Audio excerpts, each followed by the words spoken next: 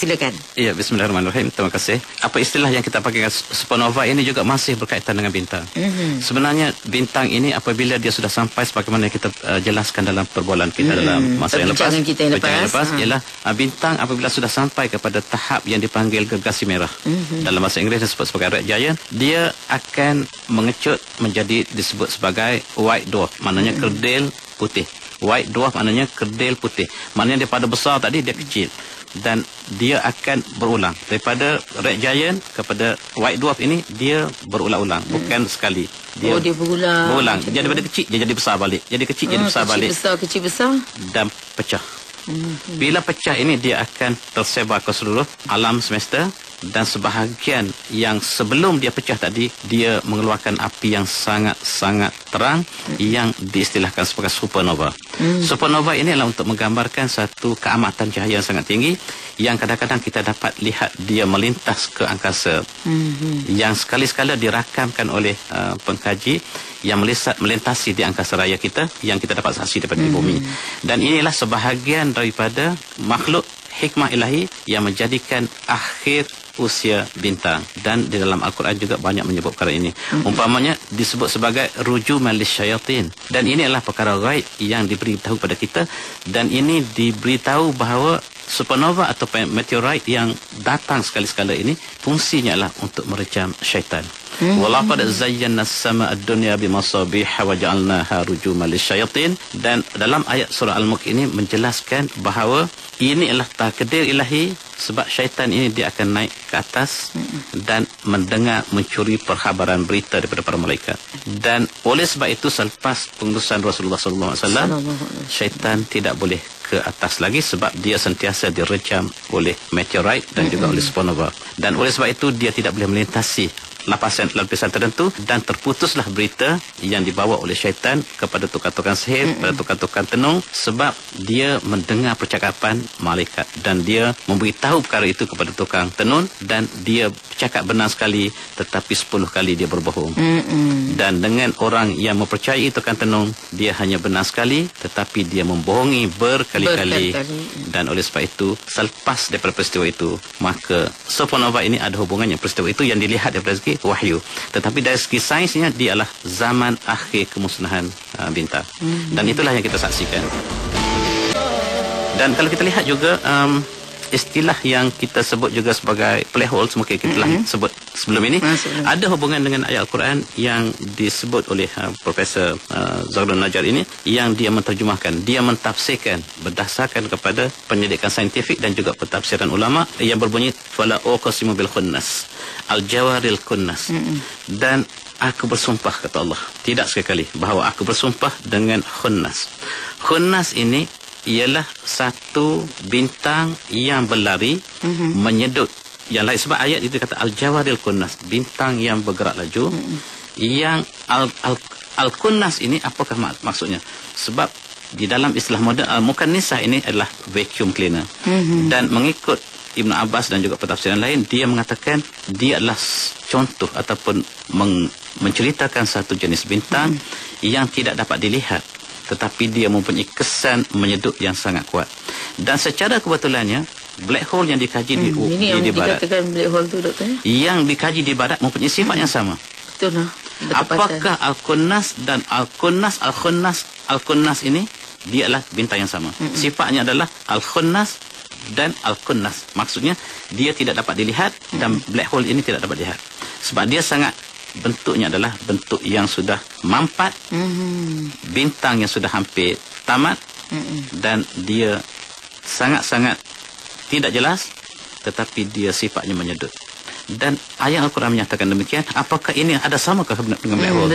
Ini wallahu alam, tidak dapat siapa pun yang menentukan, tetapi bagi Zaghlul Najjar dia hampir pasti. Ya, pasti. Dia bagi dia kata dia hampir pasti apa yang disebut oleh ayat Al-Quran ini adalah the black holes. Dan ini dalam surah At-Takwir ayat 15-16. Fala uqsimu bil khunnas al-jawaril kunnas. Dan ini ada hubungannya bahawa Allah bersumpah dengan bintang yang demikian sifatnya. Sebagaimana juga dalam surah At-Tariq umpamanya.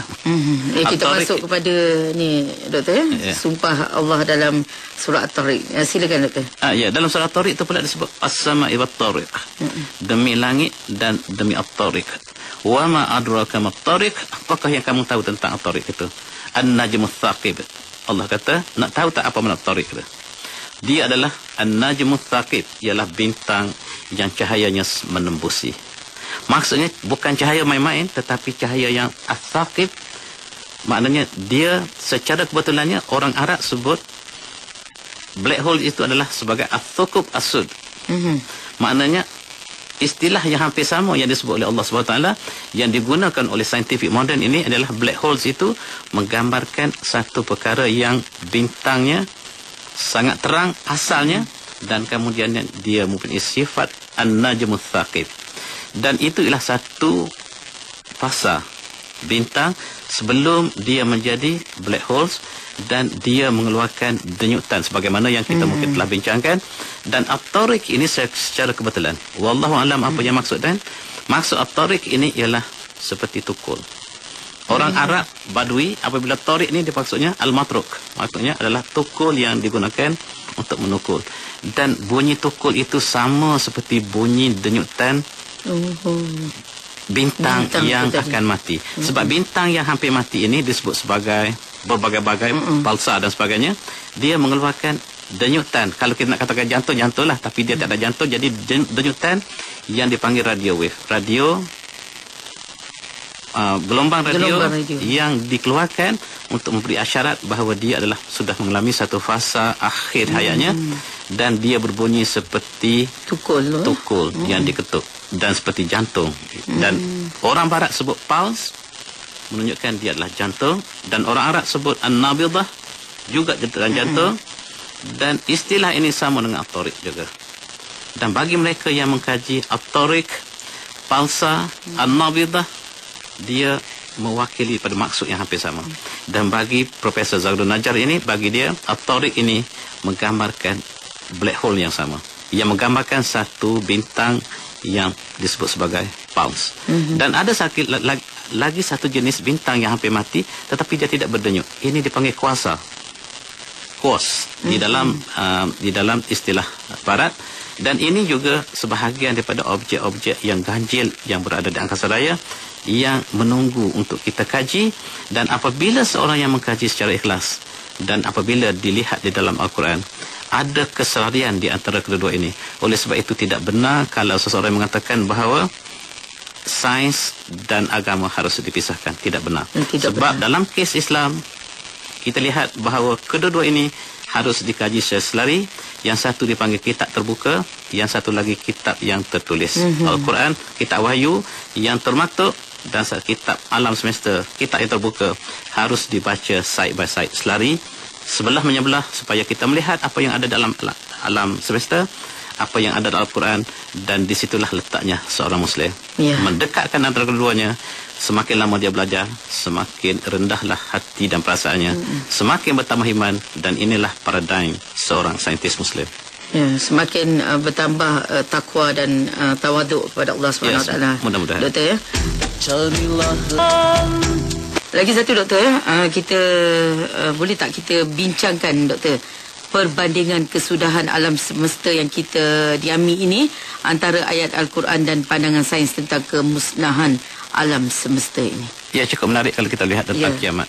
Dalam rukun iman adalah kiamat apa yang kita percayai, kita imani bahawa alam semesta ini akan berakhir. Dan banyak ayat-ayat dalam Al-Quran, iza zulzilatil ardu zilzalaha, dan seterusnya, iza rujjatil ardu rajjam wa bussatil jibalu bassa, dan sebagainya. Kita boleh baca dalam berbagai-bagai surah yang menggambarkan bahawa satu hari nanti bahawa alam semesta yang kita lihat indah ini akan hancur sehancur-hancurnya. Dan sains juga yang dilihat dalam kacamata kosmologi juga menyatakan perkara yang sama, bahawa seperti yang kita bincangkan tadi, bintang juga berakhir. Dan kita lihat setiap bintang ini dia ada planet yang mengelilinginya. Bayangkan matahari mengalami kemusnahan, maka dengan kemusnahan matahari menunjukkan kemusnahan seluruh planet yang berputar di sekelilingnya. Dan ketika itu maka hancurlah sistem matahari, dan hancurlah sistem yang kita panggil Milky Way. Dan apabila galaksi sudah hancur, maka dia akan kembali sama dengan apa yang dinyatakan dalam Al-Quran, bahawa alam ini tidak kekal sebab dia bermula, dan pasti setiap yang bermula akan berakhir. Dan kita lihat ada perbandingan, ada persamaan yang sangat-sangat rapat. Oleh sebab itu kiamat ini, kalau kita lihat dari segi kosmologi, dia akan menjangkakan kemusnahan. Dan bagaimana kita imani sebagai seorang Muslim, kiamat ialah merupakan rukun iman. Rukun iman kita yang kelima atau keenam, yang menggambarkan perkara ini ialah perkara yang harus diimani, dan kita dapat mantapkan keimanan kita apabila kita melihat dari segi saintifiknya dalam bidang kosmologi. Kedua-dua itu membawa kepada satu kesimpulan yang sama, bahawa alam ini pasti akan berakhir. Ahli sains juga mengakui, kedua-duanya mengakui, dan alam kita akan menuju pada destinasi kita masing-masing, sebab dunia inilah tempat kita diuji, dan di akhirat kita akan diberi ganjaran.